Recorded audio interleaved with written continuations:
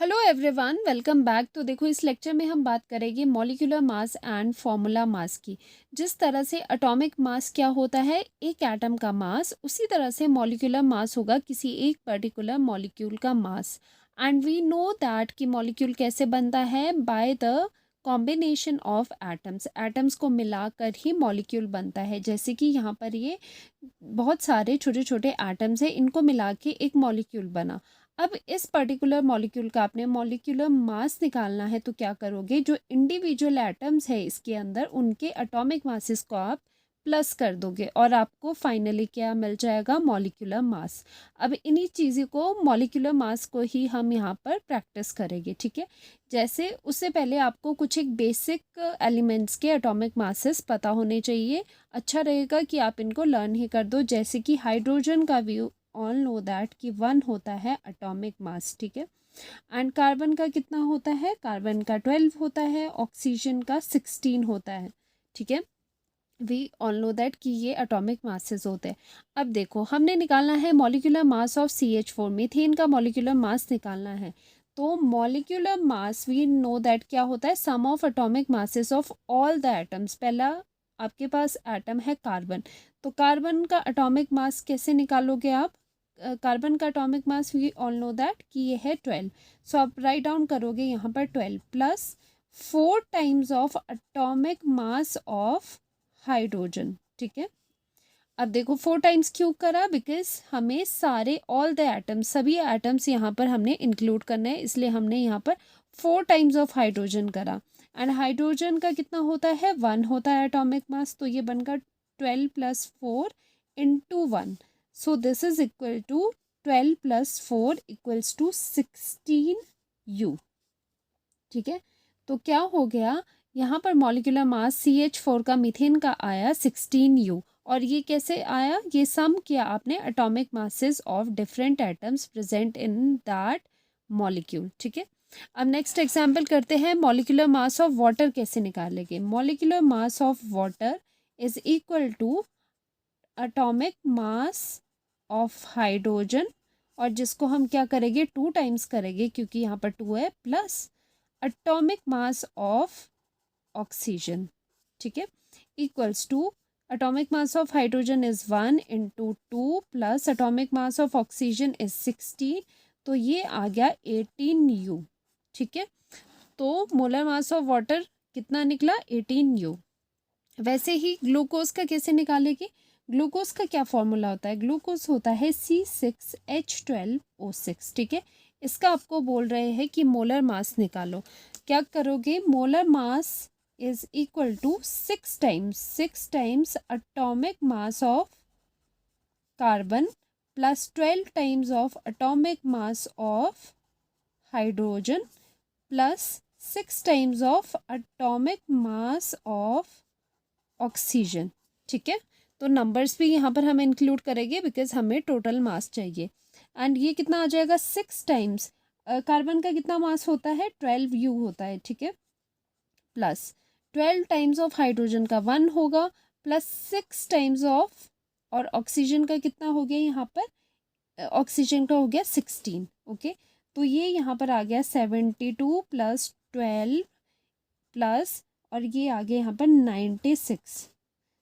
आप इसको प्लस करोगे तो हमारे पास आंसर आ जाएगा 180U, ठीक है।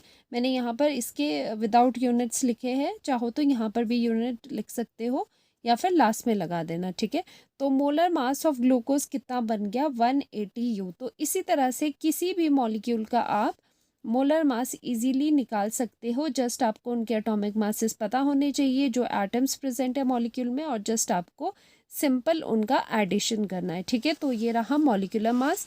अब नेक्स्ट चलते हैं फॉर्मूला मास की तरफ। देखो, अब फॉर्मूला मास की ज़रूरत क्यों पड़ी। देखो, फॉर्मूला मास का कंसेप्ट वहाँ पर लगता है जहाँ पर हम डील करते हैं आयनिक कंपाउंड्स में, जहाँ मॉलिक्यूल्स की जगह प्रेजेंट होते हैं आयंस, ठीक है। क्योंकि अगर मॉलिक्यूल ही होते तो हम सिंपल उनका मोलर मास ले सकते थे, ठीक है। लेकिन कई ऐसे भी कंपाउंड्स होते हैं जिनमें जो कॉन्स्टिट्यूएंट्स होते हैं, they are not molecules but they are ions. उन केसेस में जहाँ पर कॉन्स्टिट्यूएंट्स आयंस हैं, वहाँ पर हम मोलर मास की जगह यूज़ करते हैं फॉर्मूला मास। और फॉर्मूला मास कैसे आता है? बाय द फॉर्मूला, फॉर्मूला से ही निकलता है फॉर्मूला मास। ठीक है, तो formula mass is used for those compounds whose constituents are ions. That means they are not molecules but they are ions. That is for ionic compounds के लिए use करते हैं। जैसे आप NaCl का ले लो, ठीक है, जैसे NaCl, we know that NaCl solid क्या होता है? एक सॉलिड क्रिस्टल है और ये एक लैटिस फॉर्म में 3D लैटिस में रहता है। ठीक है, एंड वी नो दैट कि एक सोडियम आयन को सराउंड करता है 6 क्लोराइड आयन, और उसी तरह से एक क्लोराइड आयन को सराउंड करते हैं 6 सोडियम आयन्स। ठीक है, तो इनका जो रेशो बन गया Na&Cl का 6:6। ठीक है, और अगर आप इसका सिंपलेस्ट रेशो देखो तो 1:1 का होगा। ठीक है, देखो जो फॉर्मूला मास है उसमें हम क्या करते हैं, उसमें जो फॉर्मूला यूनिट आया होता है पूरे लैटिस का, जस्ट उससे सिंपली उसके एटॉमिक मासेस को प्लस करके, उन एलिमेंट के एटॉमिक मासेस को प्लस करके हम पूरे कंपाउंड का फॉर्मूला मास निकालते हैं। क्योंकि अगर देखो NaCl में ऐसा नहीं है कि एक ही सोडियम है और एक ही क्लोरीन है, there are many sodiums and many chlorines. ठीक है, लेकिन जो उनका रेशो है, जो एम्पिरिकल फॉर्मूला है उनका, वो आता है 1:1 में। ठीक है, जो उसका फॉर्मूला यूनिट है उसकी हेल्प से हम निकालते हैं फॉर्मूला मास। ठीक है, तो यही सेकेंड पॉइंट में है, formula mass is given by sum of atomic masses of all the ions in the formula unit of an ionic compound। जैसे NaCl का एग्जाम्पल ले लेते हैं। NaCl is an ionic compound and NaCl में we know that एक Na है, एक chlorine है। ठीक है, अब आप कैसे करोगे इसे? फॉर्मूला मास कैसे निकालोगे? Is equals to atomic mass of sodium. ठीक है, जो आपको फॉर्मूला में एलिमेंट्स दिखते हैं जस्ट उनके एटॉमिक मासेस को आपने प्लस करना है, plus atomic mass of chlorine. तो कितना आ गया? Atomic mass of sodium is equal to 23U plus atomic mass of chlorine is 35.5U, और ये आंसर आ जाता है 58.5U। ठीक है, तो आपने फॉर्मूला को देख के फॉर्मूला मास निकाल दिया and this is applicable for ionic compounds. ठीक है, कोई अगर सिंपल मॉलिक्यूल है वहाँ पर आप मॉलिक्यूलर मास निकालते हो, मोलर मास निकालते हो। वैसे ही CaCl2 के केस में क्या हो जाएगा? अगर आप इसका फॉर्मूला मास निकालोगे, ये बनेगा atomic mass of calcium plus 2 times of atomic mass of chlorine. ठीक है, एटॉमिक मास ऑफ कैल्शियम कितना होता है? अराउंड 40 प्लस ट्वाइस, और इसका हो गया 35.5। ऑन सॉल्विंग ये कितना आ गया? 111U। ठीक है, तो ये रहा आंसर। तो देखो डिफरेंस क्या है। अगर हम डिफरेंस की बात करें कि molecular mass and formula mass में सबसे जो मेन डिफरेंस रहता है वो क्या है? इसमें आपको जो मोलर मास होता है उसमें ईच एंड एवरी एटम का मास उसमें कंसीडर होता है। जितने भी एटम से बना है मॉलिक्यूल, सबका मास इसमें कंसीडर होता है। ठीक है, ऑल एटम्स। लेकिन फॉर्मूला यूनिट में नॉट ऑल एटम्स। ठीक है, ज़रूरी नहीं कि सभी एटम्स का मास इसमें कंबाइन हो रहा हो, हमें सिर्फ मतलब है उसके फॉर्मूला से। ठीक है, जो